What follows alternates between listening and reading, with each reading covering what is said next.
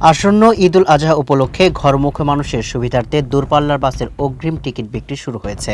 শুক্রবার সকাল থেকেই রাজধানীর গাবতলী, কল্যাণপুর, শ্যামলী সহ বিভিন্ন বাস কাউন্টার এবং অনলাইনে একযোগে এই কার্যক্রম শুরু হয়।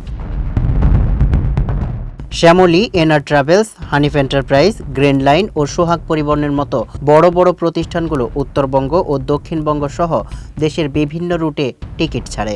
যাত্রীরা সরাসরি কাউন্টারে এসে কিংবা মোবাইল অ্যাপ ও ওয়েবসাইটের মাধ্যমে তাদের কাঙ্ক্ষিত টিকিট সংগ্রহ করতে পারছেন।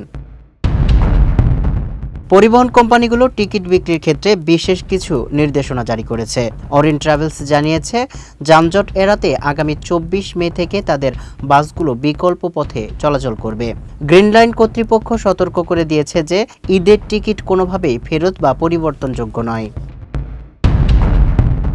পাশাপাশি 21 মে থেকে বিআরটি এর নতুন নির্ধারিত ভাড়া কার্যকর হওয়ার কথা জানিয়েছে কোম্পানিগুলো। কোনো প্রতিষ্ঠান অনলাইনে টিকিট কাটার জন্য কিউআর কোড ও বিশেষ হেল্পলাইন নম্বর চালু করেছে।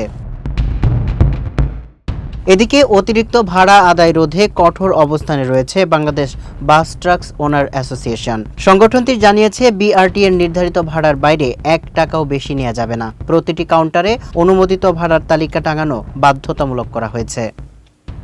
সামিউল ইসলাম, মানবকণ্ঠ।